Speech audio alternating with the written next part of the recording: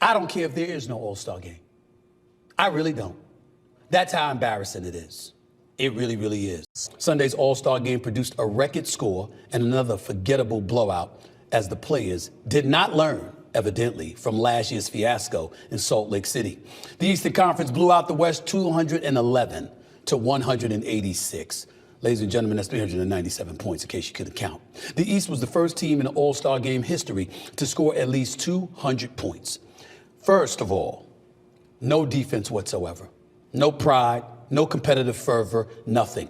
The greatest players in the world showed up and basically gave you a version of flag basketball. I never heard of flag basketball until now. We've heard of flag football, you know, where no tackles are involved, where you're just touching one another, where it's a crime if you have bad breath and you breathe on each other. No. That's usually reserved for football. This is basketball. And what we've learned a new sport exists. It's flag basketball. It's flag basketball. Nobody touch anybody. Nobody defends. Nobody do anything. Shoot as many threes as you want. Make as many layups as you want. Have many dunks as you want.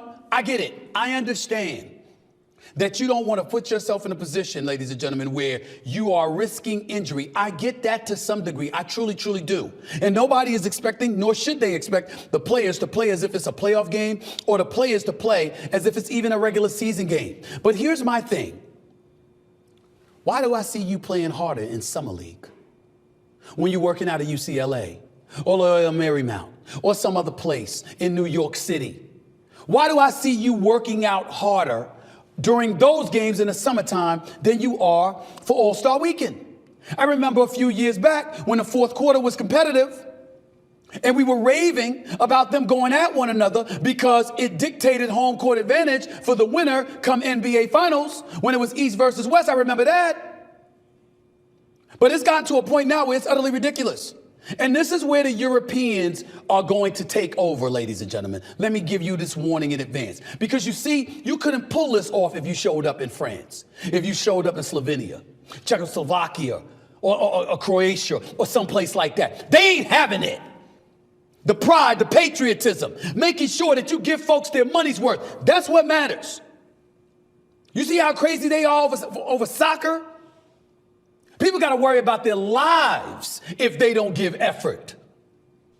Hell, when they do give effort, if the outcome ain't what the crowd wants it to be, you got to be concerned. You certainly can't feel free to walk the streets. But here in America, with these players in a league, predominantly African-American, I might add, you got guys getting paid and they got their money. And as a result, it's diluted the importance of the All-Star games because they don't give two shits about what happens.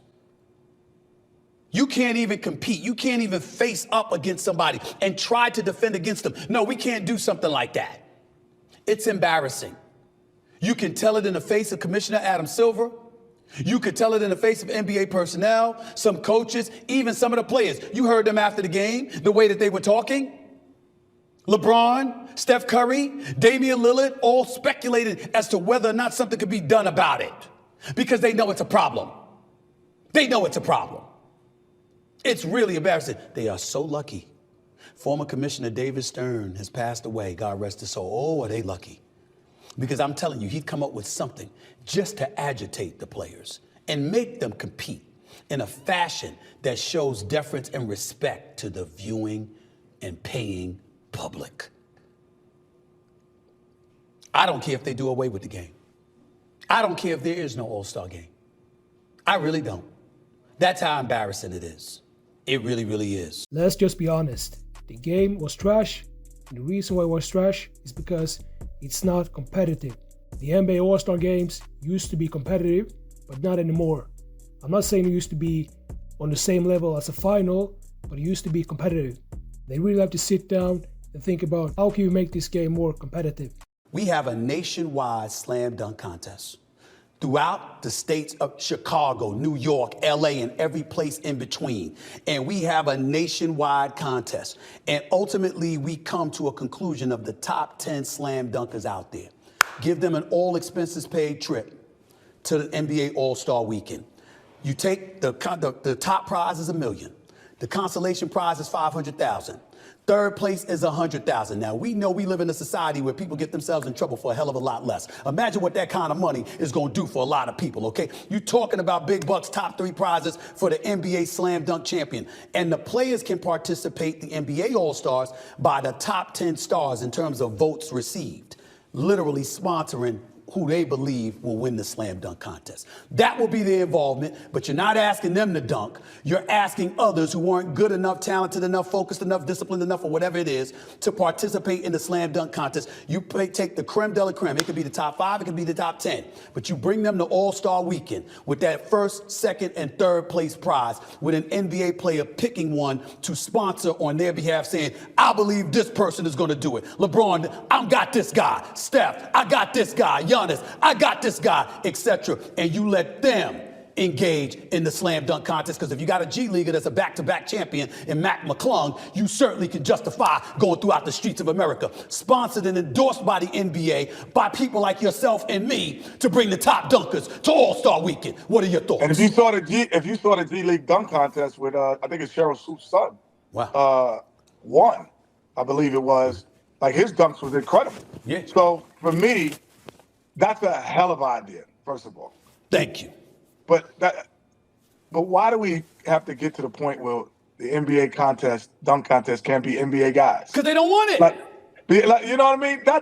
There's still something rudimentally not great to me in that sense, that we can't convince our NBA guys to participate in NBA All-Star Weekend when you have the fans of the fans and the stars of the stars in a line, never in a building. Hey, Stephen, even at the Grammys, I don't think you have that many stars. That's right.